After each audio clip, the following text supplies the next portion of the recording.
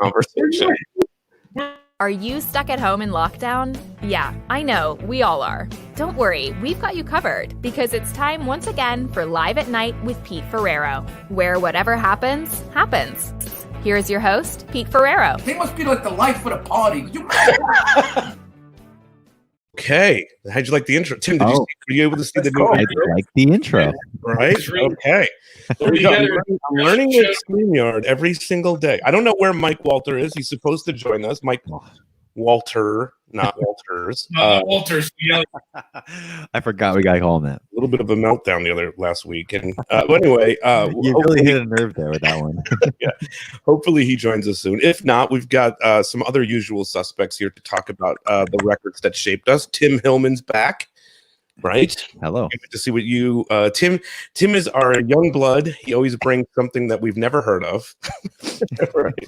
I hope you are going to be doing the same. And then we've got, legendary DJ Chris D'Amico.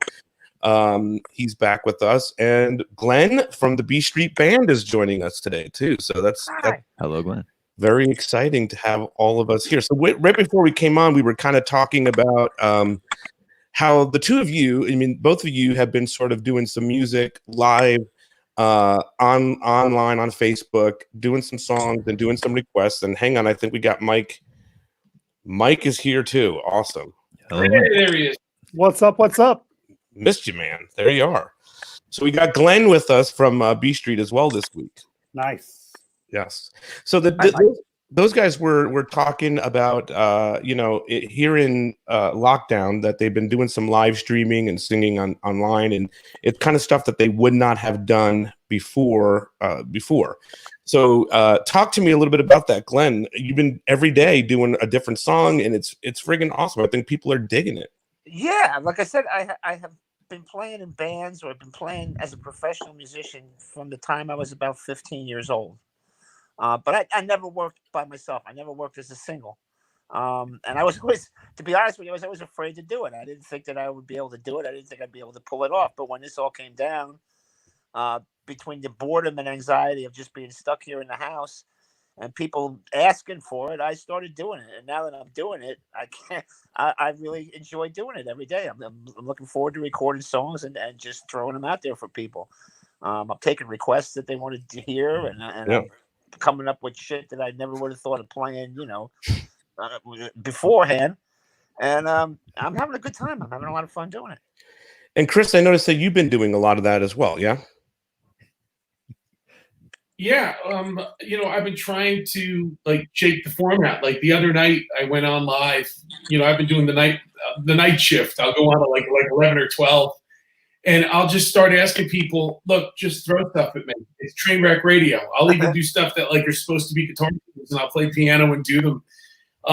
I'm playing for the love of playing, for the reason why I became a musician in the first place was just love performing and playing for people, and that's been a lot of fun. How about for you, Mike? I'm curious to know about the DJing. You guys have all been sort of taking times at Elite to do some DJing through the stream. You've talked a little bit about how stressful that shit can be with getting shut down in 45 minutes. But what has that been for you to perform that way? Well, I'll say this promotionally, it's actually been pretty good. We've spoken to 2 clients this week in the sales scenario who have said, "Hey, we love your Thursday night live streaming, and they want to watch this week and kind of pick their DJ just based on what they see this week." So promotionally, I think it's been pretty cool, even though Facebook does add a level of stress because if you're playing commercial music, they're eventually going to shut you down, which is just when you're mixing, keeping an eye on Facebook and realizing when they've cut you off is a little bit stressful. But so from that point of view, they don't pursue you or anything. It's more just say it again. But they're not pursuing you for copyright stuff. They just basically take you off, right? I mean, we haven't gotten any kind of you owe this or cease and desist or anything. It's just they just shut off your live stream. But I will also say, from a receiver's point of view, I have loved just tuning into Facebook every once in a while and seeing friends of mine, Chris included. Kelly and I just had dinner watching Brian Kirk playing. Nice. You know, Nice. it's kind of pretty cool. I mean, it's one of the silver linings, if you will, of this whole thing. Sure. That you know, you have pretty talented musicians who are just offering their talents up for free on social media. You know. Now, How are does, you? Go ahead. can I ask them, how come they shut you down, but they won't shut us down? Because I'm playing somebody else's music too. Yeah, but what you're playing is a cover version, so the algorithms won't pick it up. It's not like there's some you're human playing being. the actual record. You're playing the actual. Exactly. I'm playing the actual recordings of those, and they just have some kind of. It's the same algorithm that if you've ever used Shazam, Right. Yeah. that Shazam uses. So you know, there's a few workarounds for a DJ, but it's not perfect. You know, if you pitch the song up a little bit.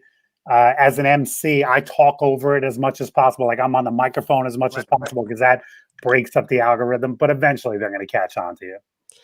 I can't wait to lose that word, algorithm. I heard algorithm. I knew Well, Peter that would- actually predates the pandemic. I can't wait to lose herd immunity is one I would rather never hear again. Wait, which one was it? What word did you say? Herd immunity. Yeah. I never hear that word again. I'll be fine with it. Even social distancing itself is an annoying phrase. Yeah. I don't want to hear social distancing ever again. Which one, Chris? Social distancing. Yeah. I would be great if I never hear that. But yeah, I mean, I've been learning a little bit. I don't think any of us really know what an algorithm is, but like I just know that we are all stuck in one. So that's sounding very matrix. Not of our own making either. No. Yeah. I'm having a whole thing with the ads that we were running for the podcast, the 90210 one that I do, and they shut me down for an ad and I asked what I had done wrong in the ad, and they said, "Nah, it's just the algorithm." What the fuck? We're just going to use that for everything. Right. So speaking of, while we're on this topic, Peter, did you see that the Rolling Stones are streaming something on Sunday? I did see that. I'm very curious about what that could possibly be. Yeah. And so first of all, what do you think of their new song? It's okay. That's it.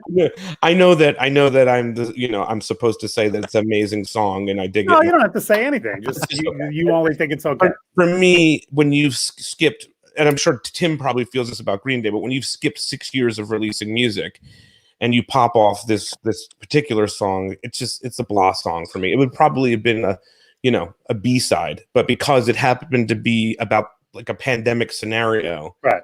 It just kind of worked. I'm okay with it. I've only listened to it once. I mean, I thought it was decent, but it's not like I need to go back and listen to it a bunch of other times. But it's not brown. Yeah, so Sunday, and what is PDT? Pacific? I don't know what that is. I don't know. It might be a British thing because even something that they did was like be something other. Well, apparently it's this Sunday, 12 o'clock PDT. So I don't know what that means. Yeah. Where are you, Peter? I'm in Los Angeles. Yeah, we saw that. You're in California. Yeah. Uh-huh. Daylight time.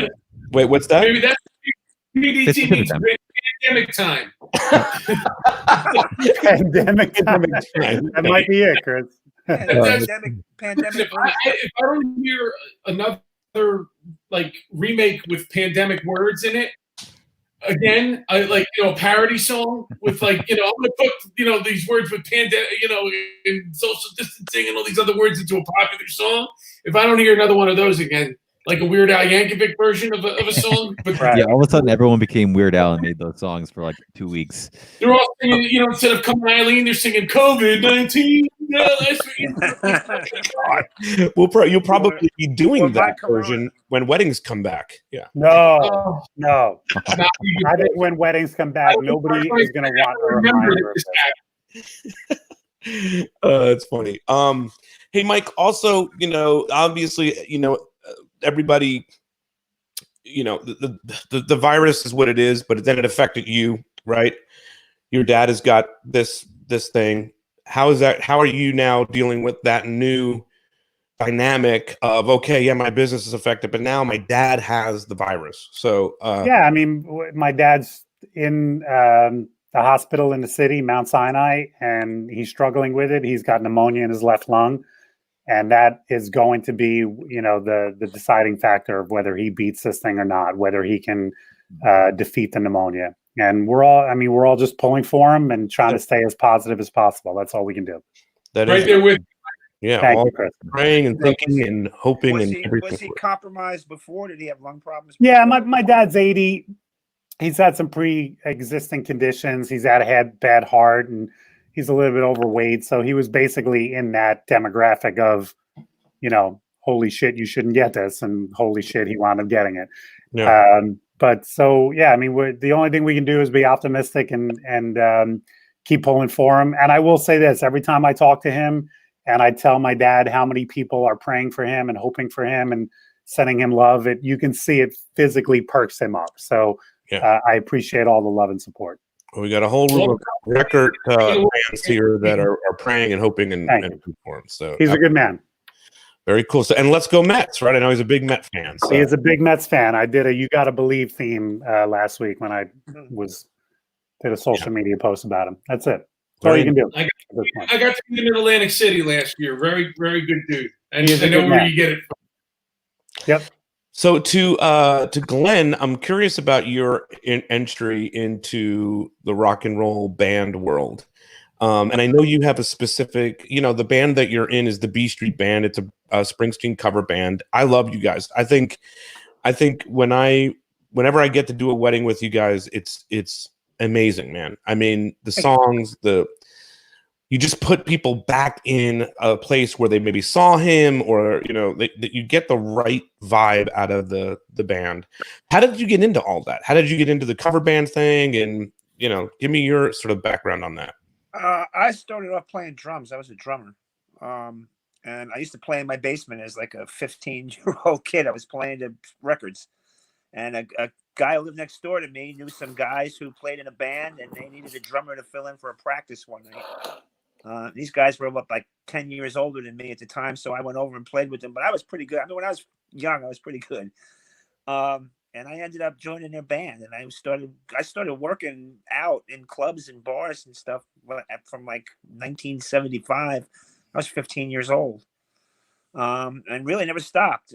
I've never really had a day job other than a few things here and there that I thought I needed to have to fall back on, which I never had to fall back on. So, I mean, that's basically it. I started gigging when I was like 15, and in one way or another, I've been doing it ever since. And then I always sang. So I would be singing and playing drums all the time, and nobody ever knew who the fuck was singing in the band, whatever band I was playing in. Right. So I figured at some point, if I'm ever going to get laid, I got to come out from behind these drums. So I came out, and we hired other drummers, and I started singing, and the Springsteen thing just kind of happened. I don't know. It just, I was always a big fan, living at the Jersey Shore. And my voice kind of emulated his voice, and it just it took off. I mean, the band was together for 10 years before I ever joined them. Yeah. They were already an entity. I was standing in the crowd the first night they ever played at Park Place in Asbury Park, and the place was mobbed. A buddy of mine heard they were doing it, and he dragged me there to see it. And I thought it was the stupidest idea I ever thought. I said, who wants to go see a tribute band of a guy who's still alive? It doesn't make any sense. Right. Yeah. But the night we were there, it was 1,000 people in the place, and it was wall to wall, and it was elbow to elbow, and we stood on the dance floor, and he kept poking me and saying, we should do this. We should do this. You sound better than this guy. But I still thought it was a dumb idea. I said, this isn't going to fucking last. Right. And it only lasted for like 40 years. So, So Glenn, can I just get a clarification on something you said? Are you saying the drummer doesn't get laid? No, not usually. Never. Well, I wouldn't have guessed that. Oh man, I live with a drummer, man. He had a. You're usually like I'm also really excited to see what group of people Mike will offend this week. I'll do my best. I'm actually shocked he wanted to have me back. I stirred it up a little bit too much. That was something, man. Pete, bring Anthony on. Let's see how far that gets. No, Tim said that we should have the two of them on together. I said no. That would be a fun show, Peter. Oh my God, yeah. We have debated whether to do like a debate show on one day, but I feel like that could get heated. Yeah. Oh well, Facebook, the algorithm wouldn't allow for it. So. Algorithm will push that. Yeah, that's cool, man. So have you gotten to do anything with Bruce at all? I remember seeing that you guys you did some stuff with the band. Yeah.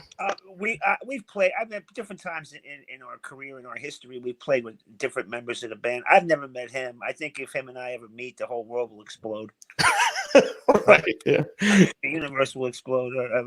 No, I mean, I don't think, I don't really think he has any interest in coming to see us play. I mean, if he did, it'd be fine with me. I love it.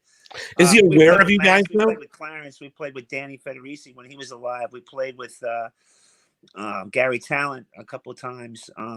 So, I mean, we've met a lot of the other guys in the band over the years and played with them. And it's always been a lot of fun. They've always been very cool. And it's always been a great experience. But I've never met him. I don't know what I would say to him if I did meet him. Other than, thanks for not suing us for 40 years. Peter, ask that question again, because that's interesting to me. What did I say? Is he aware? Do you think he's aware? Is Bruce aware of the B Street Band? Absolutely, because his guitar tech, Kevin Buell, actually started roadieing for us. That's where he started working in bands. He was working with us and found his way into the E Street camp and ended up working with Bruce, and he's been with him ever since. He's worked with a lot of people over the years, Joe Walsh, all kinds of people. I think McCartney for a while. But he's been like Bruce's guy. If you ever see the live shows, he's always the guy Springsteen throws his guitar to. So Kevin is aware of us, and I'm sure, over the years, he's got to be aware of us. Max has played with us, recently. Clarence played with us before he passed away. So I'm sure that he is aware. We travel in different universes, so I don't really think he has any opinion one way or the other. But, and he couldn't sue you guys. You're not doing anything illegal.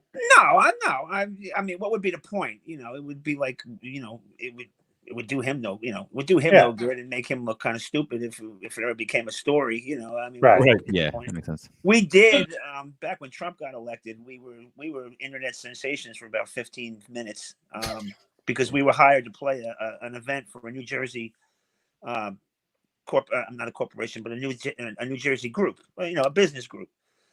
And they had hired us every year for like 12 years. We played both of Obama's inaugurations, and when Trump won, we were slated to play the party for his inauguration. It's not really for his inauguration, but it's a party in Washington at the time of the inauguration. Well, this got out on the internet that, Springsteen tribute band is going to play Donald Trump's inauguration. And, the whole thing blew up.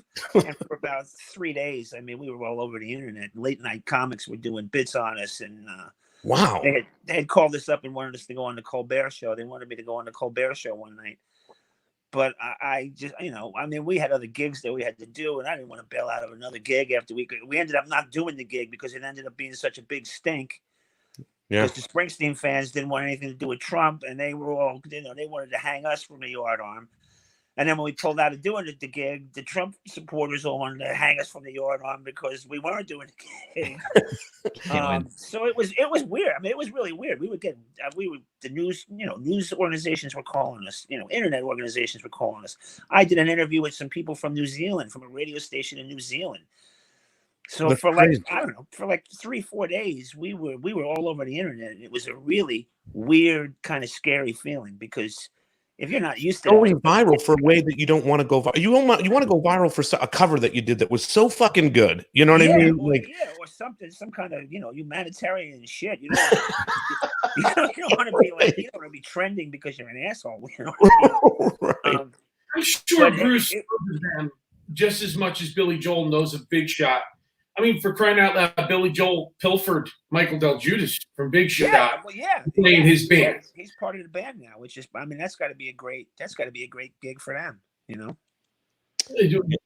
the funny thing was, the reason why he got the gig was because Billy Joel didn't want to do sound checks. Yeah. So they used to hire Del Giudice to come in and be Billy Joel for the sound check.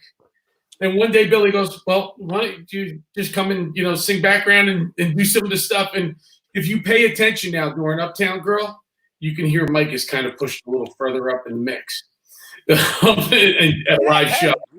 Whatever works. It's a great, it's a great gig. Yeah. It's also, guys, Taco Tuesday. I don't know if you guys are celebrating or Cinco de Mayo too, right? Cinco de It's Mayo. Cinco de Mayo, on the Taco same day. Tuesday. So I got my cheers. margarita. I'm Cheers. drinking Pacifico. Tim, what are you drinking to honor that? I already had my Dos Equis earlier, so I've gone on to FML. So Well, that's disappointing. Okay, so let's talk about some records now. Okay, so Glenn, welcome to this thing. We all pick a record and we kind of go around and talk about how it affected us. It's the records that shaped us. We don't give a shit about anybody else, but they do also sort of, play in what maybe has shaped someone else as well. We've done some good ones in the past. I don't remember all of them, but we can revisit them. You can check the old episodes to find out. So let's start with Tim today. Okay, because you always kind of bring us a curveball that we had not heard of. Let's get that shit out of the way and out of the way so you can do the rest of the show. I'm just kidding. So in the past, I've done Green Day's Dookie and I've done Finch's What It Is to Burn. So I was trying to think of number 3, I guess, on the list. Yeah. And so I went with a band called Suicide Machines, which take their name from a Bruce lyric in a sense, but they don't sound like Bruce. They are a hardcore band and a ska band combined. So they're a band that most people probably recognize from playing on Tony Hawk's Pro Skater on like a video game. But they are a hardcore band from the early 90s. They've been playing ever since.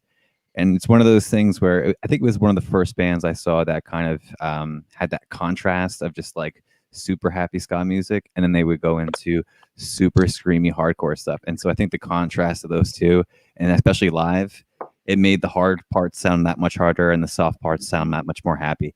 So I think that was a neat contrast. And another part that I think, as far as how it affected me, it was kind of that it was one of the few bands I think all of my friends agreed upon that we liked. So I had some friends who liked things that were a little more poppy, and some fans who liked things a little more hard. This seemed to be the one band that we could all agree on that we'd like to go see. So it was like that common denominator. That's very cool. Yeah. Have any of you guys heard of Suicide Machines?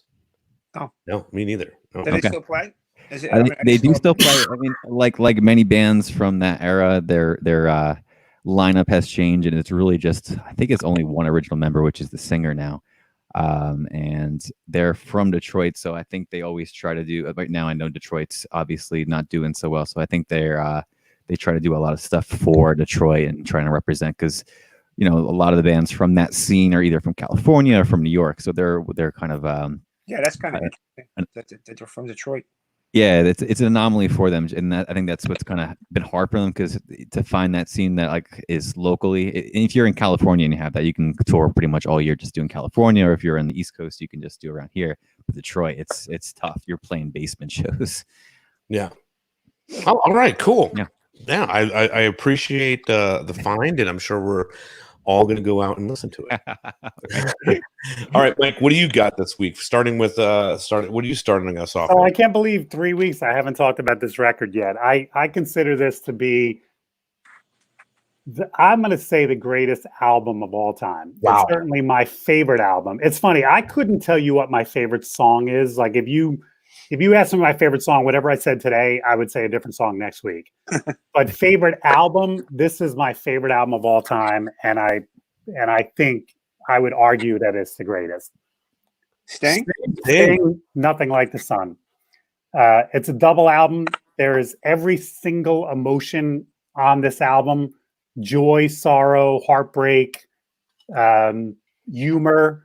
I think it's Sting at the top of his game.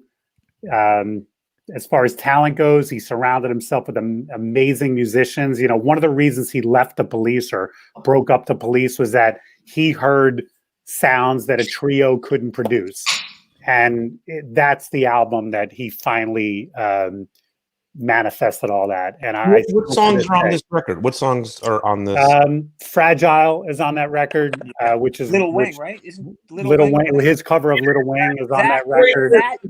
Not to interrupt you, but that is probably my favorite guitar solo of all time. It was played by Hiram Bullock, who used to. You're talking about on Nothing Like the Sun? Yeah. His version of Little Wing is just absolutely Awesome. Dead Yeah. on. Glenn. Incredible. Yeah. We'll Be Together Tonight is on that. Rocksteady is on that. Rocksteady, which is it's a great retelling of the Noah's Ark story. Englishman in New York. Appreciate it. Yeah, it's an amazing, it's a double LP. I still listen to it front to back often. And I like I said, it's my favorite album of all time.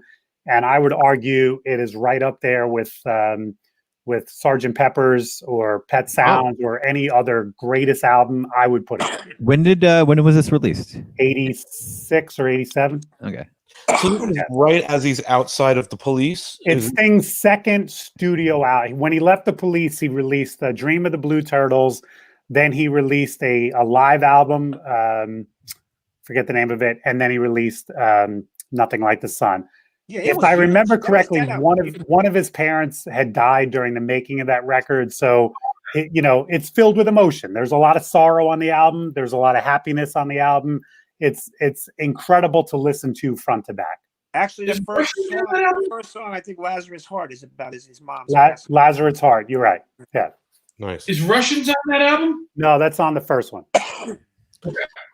Now, Mike, I have a question though. In terms of do you like Sting in the Police? I think the Police is such a great band. I don't think that they get enough credit for being. I do. I mean, I like them. I like Police stuff, and I also love Sting solo stuff. Yeah. Did you catch any of the reunion shows that the Police? I did. I caught the reunion show. I was at the Shea Stadium show in '83. I think that was the Police, which is the Police at the top of their game. I think I told this story. It was the Police and Joan Jett were on the ticket, and we got there super early. We had field tickets, so we're standing in center field, maybe 20 feet from the stage. And before Joan Jett opened, they said, "Hey, we're gonna have a first band come on." I had never heard of them. They came out. They did a half-hour set. The only thing I remember was that they did a Led Zeppelin cover. About 3 or 4 weeks later, I heard them on the radio for the first time. REM. So think about that ticket now in hindsight. Yeah. REM, Joan Jett, Police. Nobody knew who REM was at the time, but I mean, talk about a quintessential 80s lineup. It was amazing. And then that was the show I found out years later through their Behind the Music documentary. The Police, after they played Shea Stadium that night, and they only played one night, so that was the show I was at, they went back to their hotel room, and that was the night they said, "This is it. After this tour, let's disband, because this is the highest we'll ever get. And the only thing left after this is we're going to go down. So let's just disband." Go out on top. Yeah. Interesting. Yeah. I dig them, man. I wish that they did more things, so I disagree with their assessment. Yeah, but again, I think that was Sting. Listen, Sting was the creative force behind that band. Mm-hmm. And he heard different sounds in his head than that trio could produce. And based on what he did in his solo career, I'm glad he left the Police. Yeah, absolutely. Okay, Chris, what do you got for us for this week? Okay. Well, the last times I did a couple of classic records, I decided I'm going to do a little bit more current about something that, what music does. You said with albums that influence you. Okay. There were albums that influenced me as a musician, and then there are records that some of the messages of what they did or sang or something like that, some of the songs, they just kind of grabbed me lyrically, in the place and time that I was in my life. And, I wanted to go a little more current because you came on here and, you're saying Tim was the current voice, but I'm saying the first question I asked myself was, what currently do I like? And pop music has just died for me. But however, country music has really spoken to me more recently. And over the last few years, I mean, Mike and I are probably sick of playing the lead track off of this record. This is Zach Brown, The Foundation. We're chicken fried out, Mike and I, from stuff. But Chicken Fried is the least, is the break on that record. There's a song on this record called "Free," and to hear them do it live, they do a live version where it's a mashup between that and "Into the Mystic" by Van Morrison. But the lyrics are like, "And we'll live out in our old van, somewhere down on the sand, just me and you." And it was at a turning point in my life here at home. Everything was just going on all cylinders, and we hit a brick wall here. And I had to remind my wife that before there wasn't all of this, the business, the house, the family, there was just a me and you. And I picked this album. It was tough to pick because he has the other one that came out 2 years later, because I had jumped on the bandwagon somewhere around 2013 and 14. That has a song called "Colder Weather" on it, which I think is just another outstanding song. But today, as far as music goes, as far as well-written, good hooks, musicians, actual musicians and musicianship, country music has kind of stepped up and taken the reins on that. And some of the messages that Zach Brown just sang in these songs, I got into all of his stuff at that point. I was just pulling everything down. And he's just, it's raw and it's emotional, and it's stuff that should be listened to for more than just Chicken Fry. Right. More than it's just its lead track, and that's how I feel about country music in general these days. I mean, there's the top of the pop country music, but there's some of the stuff that if you really break it down and listen to it, if it's just an acoustic guitar and voice, it's a great song, and there's a lot of great songs on that one record. Yeah, it's interesting too, because I feel like in this digital age, a lot of this generation doesn't have the experience of finding those particular songs on a record, because so much is the single, so much is Chicken Fried, right? So they don't spend time listening to the fourth track on the second side anymore. Yeah, because they never get introduced to it because there's no radio. I mean, when I was a kid growing up, we listened to WNEW in New York or PRJ. Let me say, and they would play album cuts. They would be whatever album came out would have the big hit, but then you'd always get the nighttime DJs like Allison Steele or somebody who would always introduce you to the other records. And then once you went out and bought those records, then you started getting into all that stuff. There is no more album-oriented, stations anymore. Everything is that hit, and it's like music was in the 50s. There's the hit, and then basically that's it. Yeah. And there was so much artistry in music. Go ahead. Yeah, go ahead, Chris. Mike, maybe you could agree with me on this. Sometimes the only way I get turned on to album cuts is from my brides, who are big fans of these songs and stuff, the album cuts on stuff. Yeah. And that's like their must-play tracks. Right. Is something off of of the rest of the album that, when I do my due diligence to download it and listen to it and make sure, all right, if there's a S-bomb, all this other stuff, I know where to press the button, the backmasket or whatever the heck it is. But I'll listen to something and I'll be like, wow, this is great, which will then lead me to maybe download some of the other tracks from the record to see if they're just as good. In fact, that Free song came from, again, one of my brides that's just like, I want to hear this at my wedding as a slow song. And I'm like, okay. And I downloaded it and I listened to it and I'm like, wow, this is pretty damn good. And I know Chicken Fried off of this record, so that's 2 songs. Let me see what the rest of this record sounds like. Right. And that's, I don't know if that happens with you, Mike, but that's how I break my new music now. Is mostly my younger brides turning me on to something that's like a B-side off of something. Yeah, I told that story a few weeks ago. That the best example for me about that is Pete Yorn. I had a client ask for Pete Yorn, and I had never heard of him. His first record had just come out, and I played it at her wedding, and then got into it, and I've followed everything he's put out since. So yeah, it happens from time to time, no doubt. Yeah, there's definitely sometimes when, I don't know about you, Peter, but like when we're at a wedding and you know the usual wedding songs, but then you all of a sudden your ears perk up when you hear something a little different. You're like, what's this? Because it obviously stands Or out. even And something that is popular but used in a place in the wedding where you're like, oh, I never would have thought that they used that there, but wow, was that fucking great? You know, there's sometimes I get songs that I listen to them and I'm like, where the hell in the course of a night am I putting this song? That's a challenge. Where the hell does this go? And it can't be an afterthought because it's obviously important to them. So you find that spot, and then when you put it on, you kind of do one of these. You know, and then you go by the crowd reaction. But Mike, to your point with the Pete Yorn, what that couple did for you and where you were in your life with that Pete Yorn record is almost identical for me with that Zach Brown. Right. In terms of like, oh, that hit me in the feels of where I was in my life and what it meant, and became a fan of Zach Brown ever since.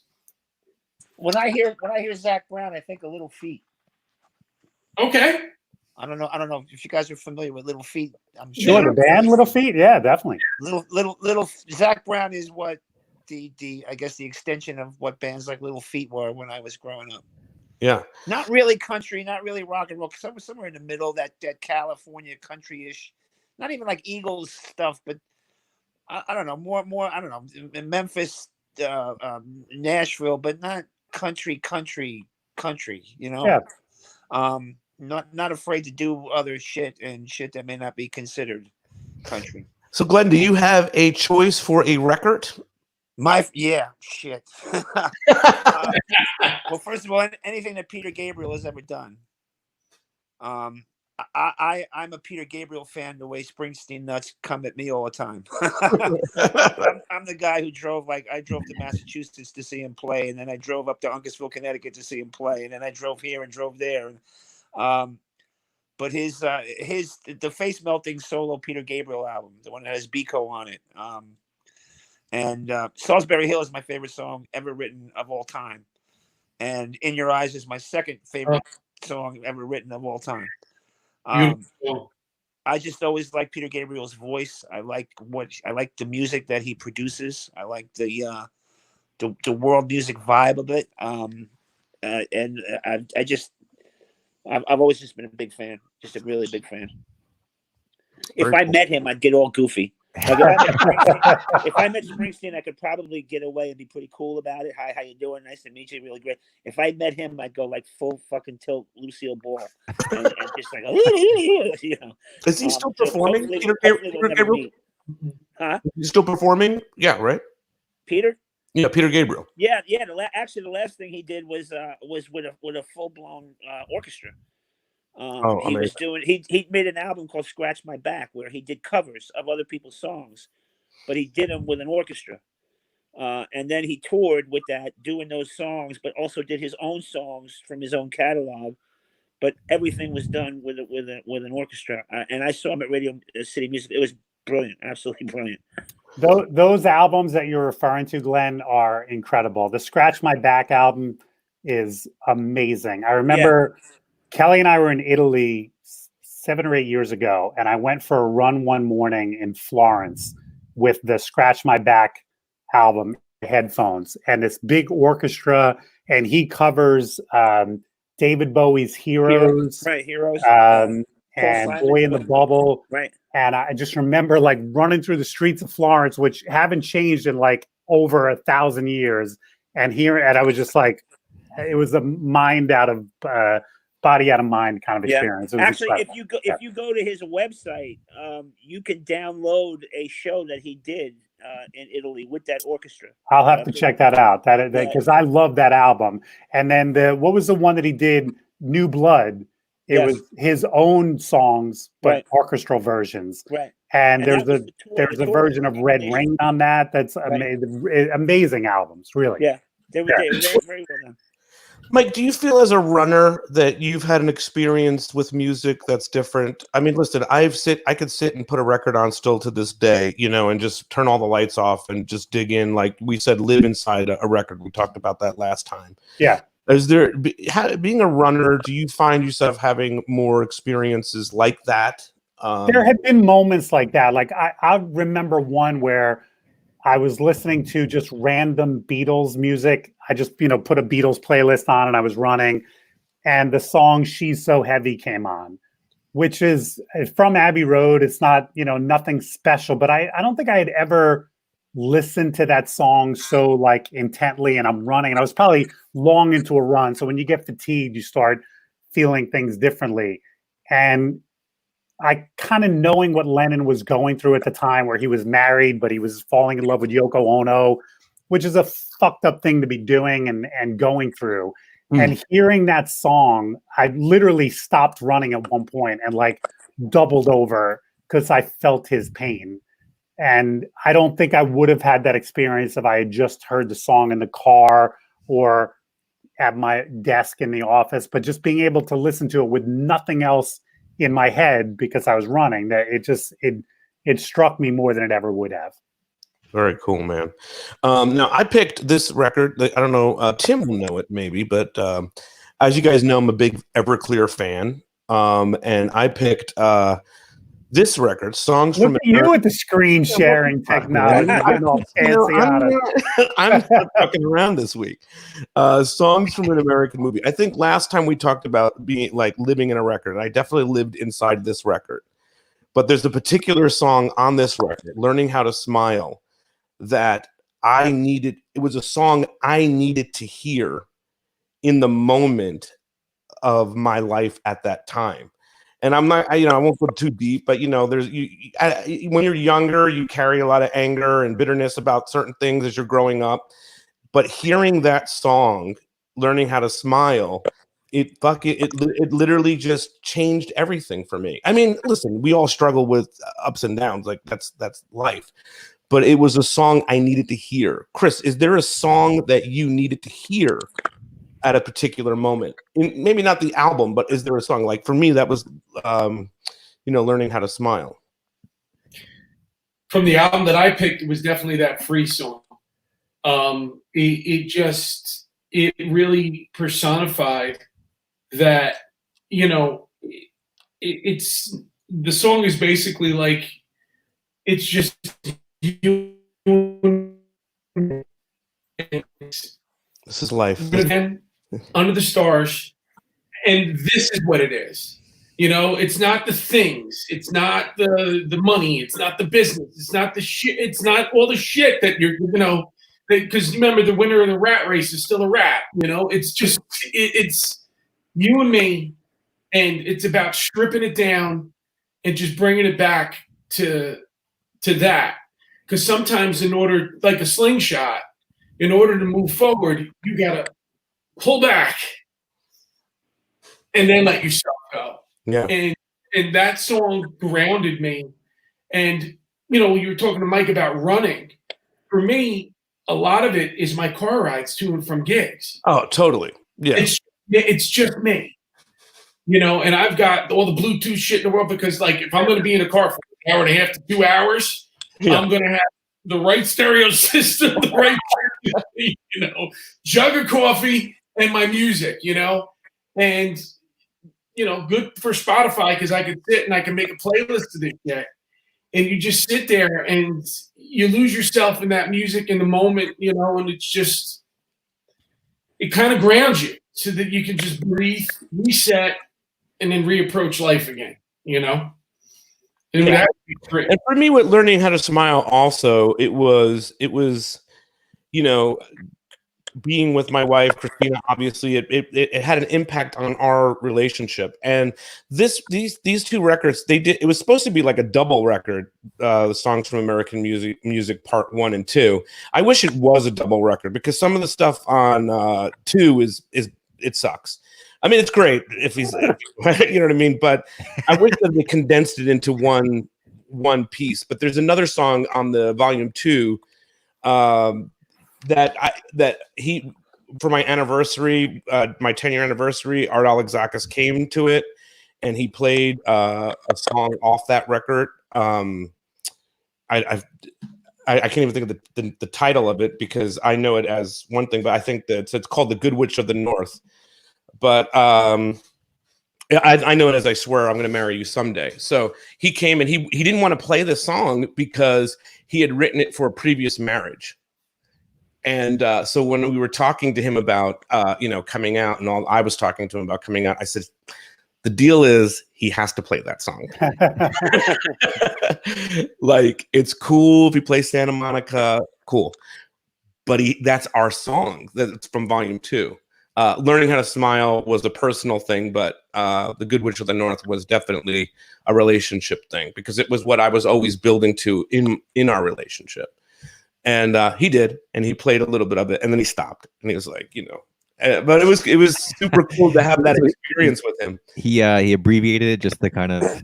He got the big parts out. Okay.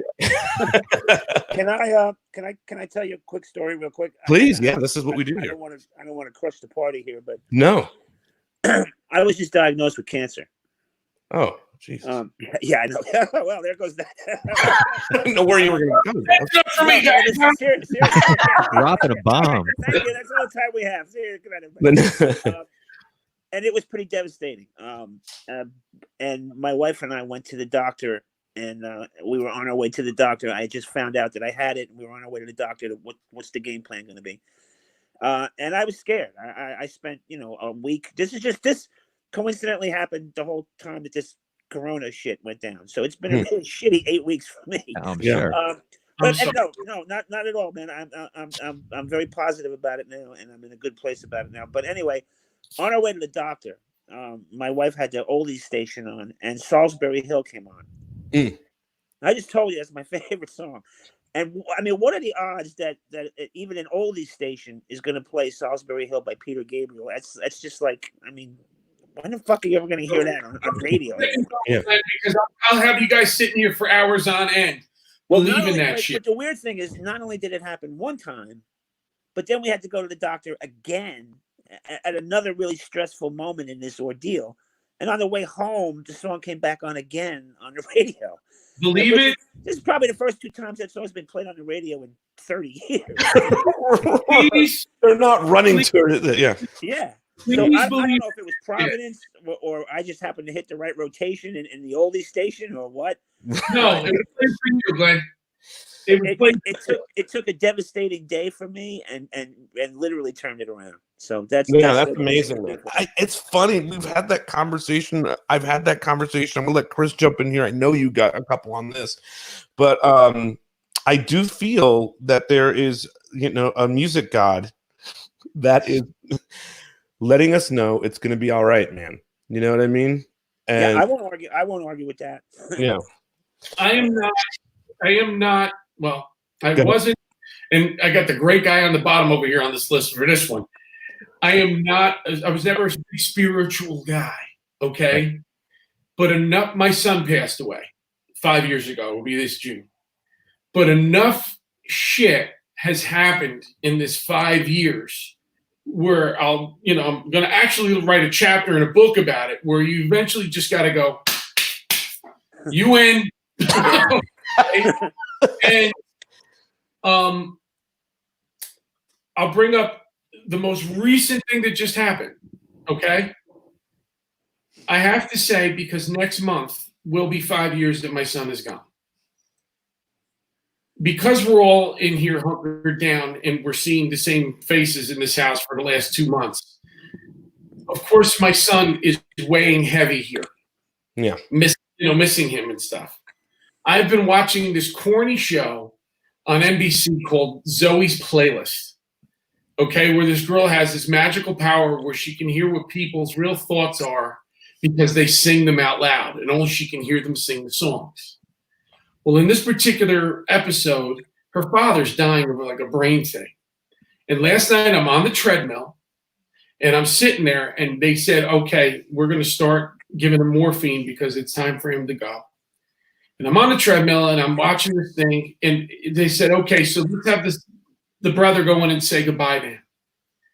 And they start singing Lullaby by Billy Joel. Huh. Lullaby by Billy Joel is the song that I sang in the church for my son at his funeral. Mhm. Yeah. There's been that type of shit going on for the last 5 years. Okay. Yeah. Come Sail Away by Styx. Yeah. Okay. Just another one of those songs where it's just like when you need it, when you just like you're not even thinking, you need it, and all of a sudden you turn on the radio and there it is. Yeah. Tim, is there a song like that for you where you needed a song and it was there for you? I didn't mean to put you on the spot like that. Yeah.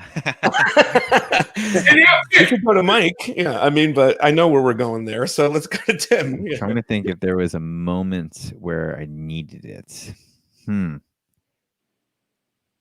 I don't have one off the top of my head. I listening to you guys, I was trying to think of one that would be comparable. I don't know if it could be as heavy hitting, but it's definitely been one of those things where when a song comes on a radio, and I try to listen to radio just almost for that reason, because I think our generation is so used to just picking exactly what they want to hear at all times and just having so much selection.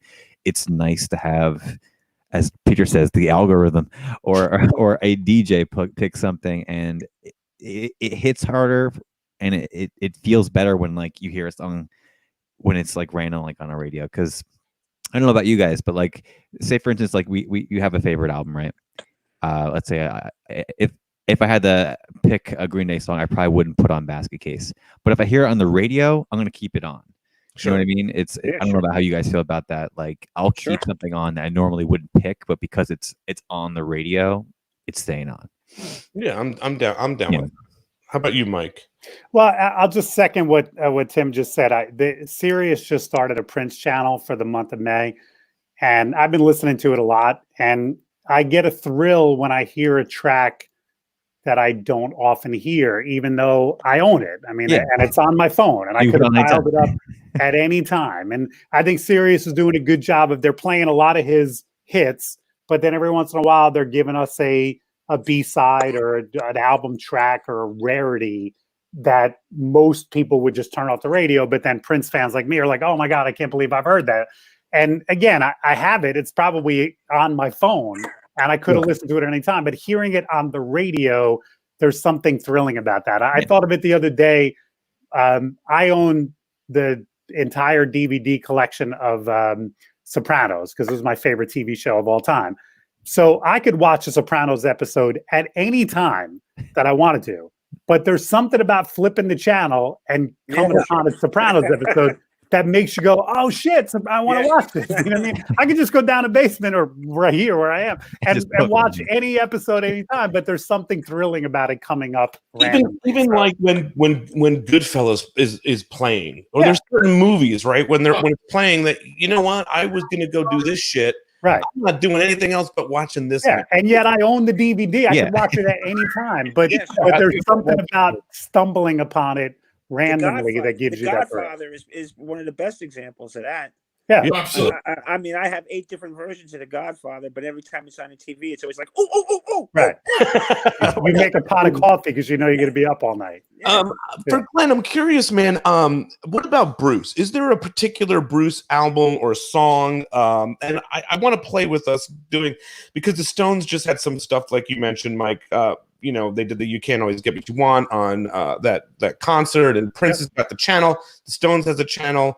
So some of our bands have been doing some shit, right? So I figured we'd pick up on that topic of our bands again and kind of revisit that topic, maybe coming at it a different way. But for Glenn, who's in a Springsteen cover band, is there an album or a song that speaks to you deeply?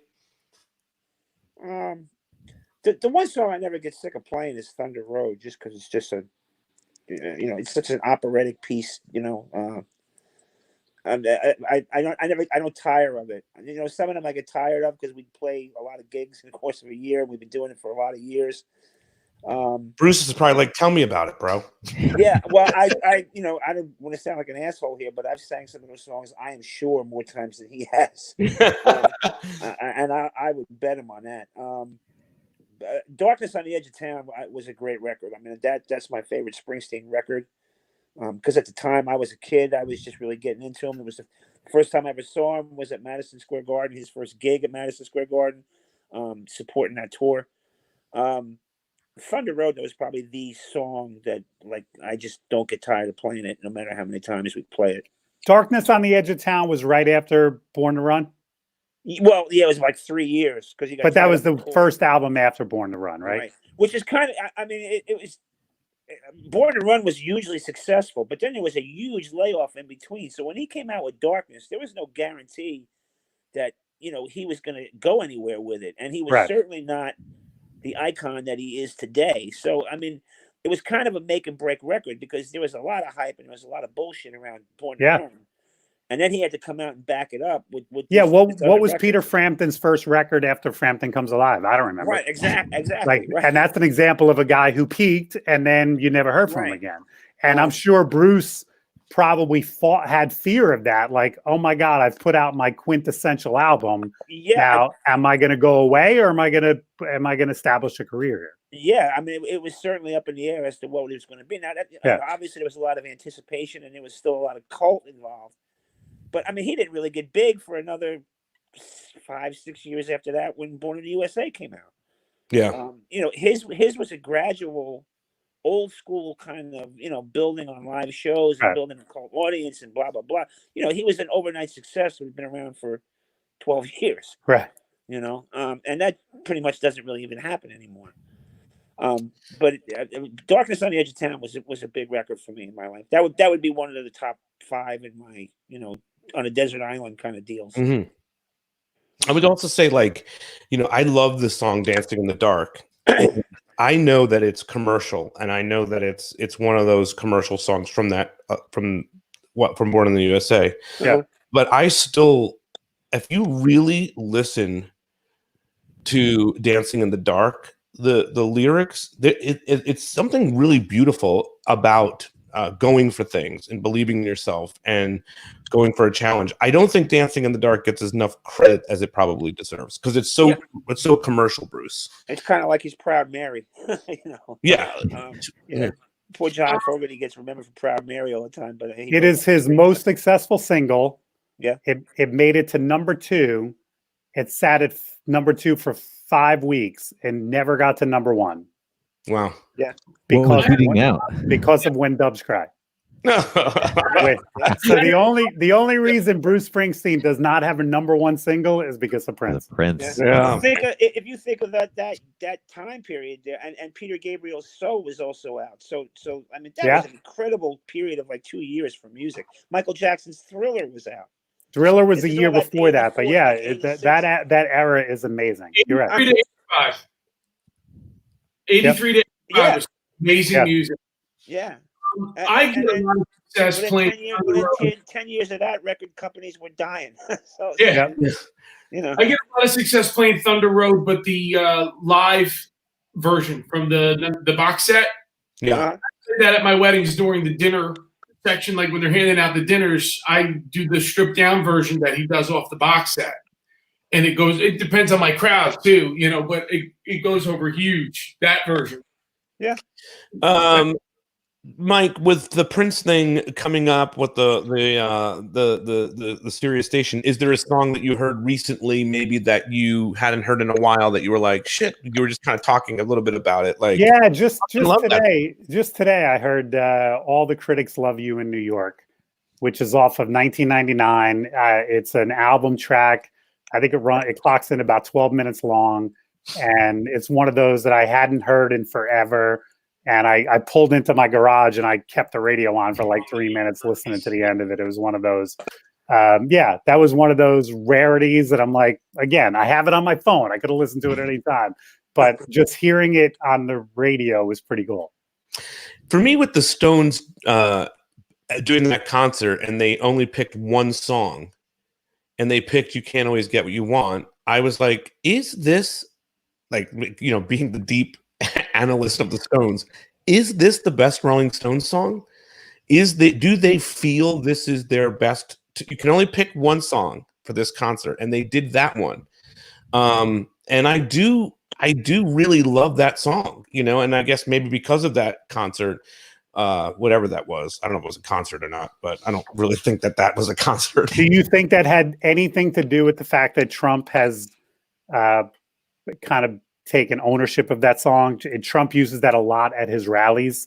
And do you think that was We're taking ownership back? Maybe. Yeah, maybe the Stones' way of reclaiming that song and saying, "Hey, Trump doesn't own this song; we own this song." It's possible. For sure. Just throwing it out there. Yeah, no, it's very possible. But okay, I'm sorry. I was gonna say, but when I dug back into it, I was like, I think this is their song.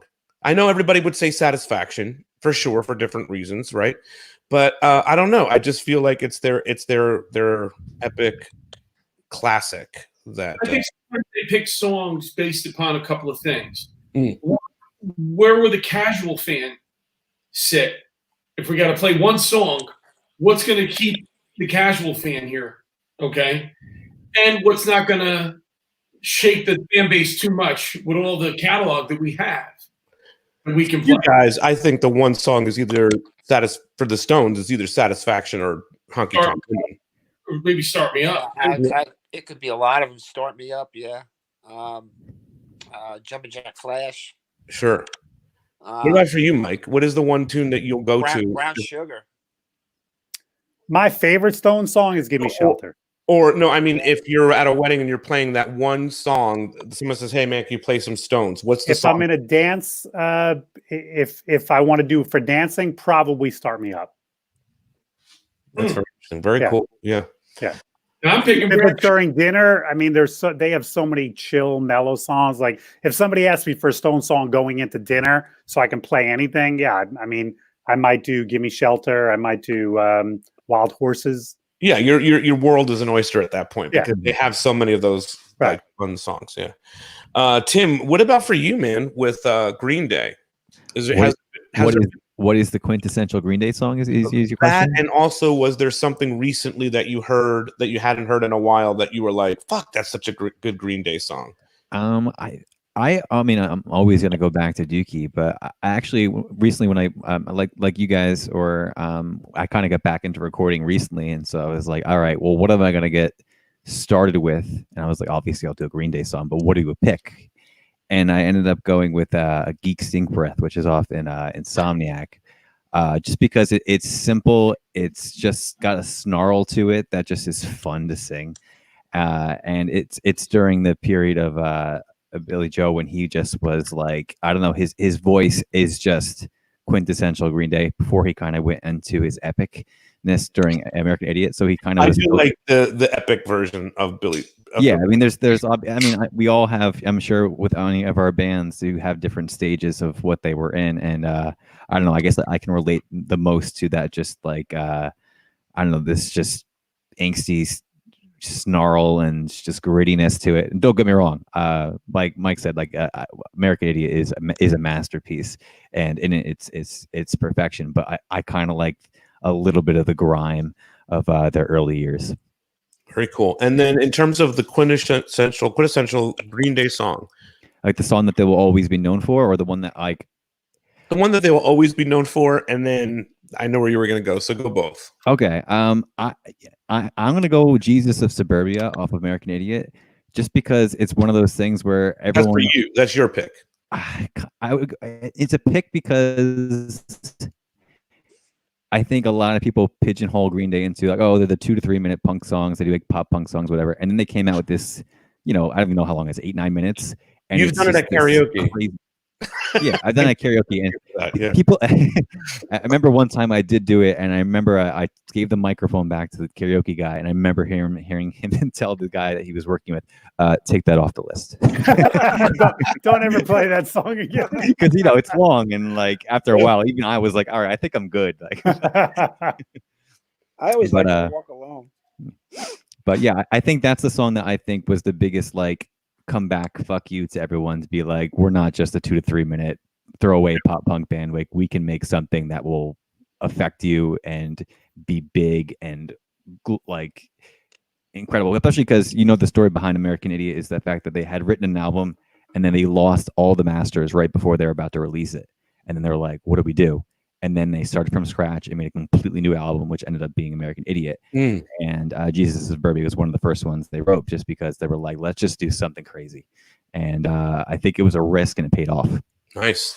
It translated really well to a Broadway stage too. I saw the show, and I thought it was really good. And he was great in it. I happened to see the show with him in it, and he was fucking awesome in it. I could imagine he would be, but I really liked the show. I thought it was really good. Yeah, me too. What about for you guys with Green Day? For the other people that are playing it live, are you guys? Is there a particular someone says, "Listen, Mike, I want you to play some Green Day." What's the song you're playing? At a gig, I've made my own edit of American Idiot, and that's the song I play by them. I don't think they ever released a single version with the curse words cut out, so I made my own edit once. And yeah, that's the song. If somebody just says play Green Day, that's the song I play. I think that's the one I know too. So, or I would say is you're not saying that's the only song you know by them, are you? I'm saying I think that's the signature. Okay, if you're gonna dance it, I guess, because it's got that. Yeah, exactly. I'm answering that question as I have a dance floor going. I want to keep it going. I'm okay. Let's go to the other thing. Now we're going into dinner, and someone says they want a Green Day song. It's time of your life, I would assume, right? Nah, see, I don't know, Tim, because that's a sad song, and it's an ending song to me. That's true. Yeah, do you play any like slow groove Green Day? I can't think of one. Maybe something that I'm not thinking of, but I can't think of one. So it's American Idiot. Yeah, pretty much. For you, Chris. So for Green Day, if I was playing dancier, I would probably mash it up in like the big 90s. Start with, do you have the time to listen to me? And build my way for that. To go into a dinner, depends on when. Maybe Wake Me Up When September Ends. Yeah, that's a good one. That's a nice song too. Yeah. What about for you, Glenn? Have you ever played some Green Day at any of the gigs? We've played "Time of Your Life" a couple of times. Nice. I like that song. I think it's a cool song because it's kind of a left-hand turn for them. Yeah, I think a lot of Green Day's career is trying to, change it because they're always pigeonholed, and that was one of their first, or one of many of their like, all right, we can do this. Yeah, and it stands as a nice song. It's a nice, it's lyrically well written. It's a nice melody, and it's a cool little song. And he was able to do that a few times with those kind of sad, slow songs. Like "September Comes" is another one that I think is beautifully written. Chris, what about you for Billy Joel? What is the signature? What is the one that you heard recently? Like, fuck, I haven't heard that song in so long. I love that one. Signature, of course, is Piano Man.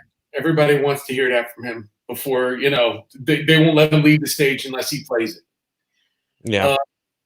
One that like always, I even think I posted a video of me doing it at a wedding while I was waiting to do an after party. It's Rosalinda's Eyes off of 50 Seconds. That's a great tune. And Nylon Curtain, I mean, that band at that time was in its groove. Between Glass Houses and 52nd Street, they were just rolling. Yeah. And I always admired the piano part to Rosalinda's Eyes because both hands are doing something completely independent of one another, and it just grabbed me. And there's so much stuff going on. I mean, Phil Ramone produced the shit out of those records, and just a great combination of great producer, great band, and a great songwriter at the same time. And I just heard that recently, and I just had to stop and listen to it and come back home and play it. That's very cool. Well, look, guys, I think we rocked this conversation here. Yeah, we're a little over an hour here talking about our favorite music as usual. But I appreciate this has turned into like music therapy. I agree, Peter. I do. I agree with that. It's good therapy. Yeah, I mean, I love talking about this stuff, and I love opening up this way live on Facebook and YouTube. But it's cool, man. And I think we're all going through. Listen, we're all going through a lot individually. Inside this virus, everybody's got their own struggle here, and it's just nice to be able to have this conversation and think about some tunes. I'll probably go in and put on a record right now and listen to something that you guys were just talking about. So I'm putting on Alvin and the Chipmunks. Because that's some original OG shit right there. I was like, Oh man! All right, look, guys.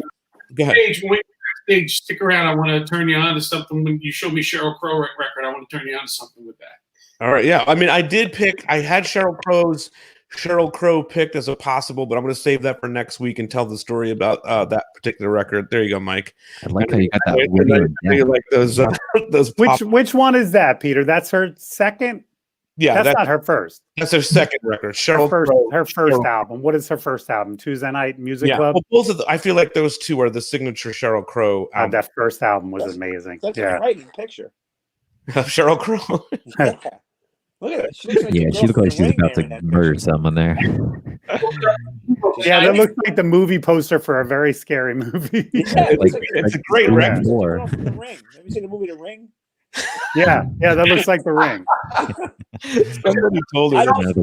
I just happened to see her do a clip on YouTube, though. She looks really good for her age, let me tell you. Dude, I saw that clip too. That's one of the things I wanted to talk about. Yeah. I mean, you saw that with the Oliver Band playing all over, and yes, yeah, that was very cool. Yeah, Sheryl looks damn good. She does. All right, guys, I think we rocked this week. We'll come back another time and do some more records. So, thank you so much for being here, and I'll catch you next time. All right. Thanks for having me, Glenn. Good luck. Good luck, Glenn. Right. Yeah, absolutely. Take care. All right. Later, guys.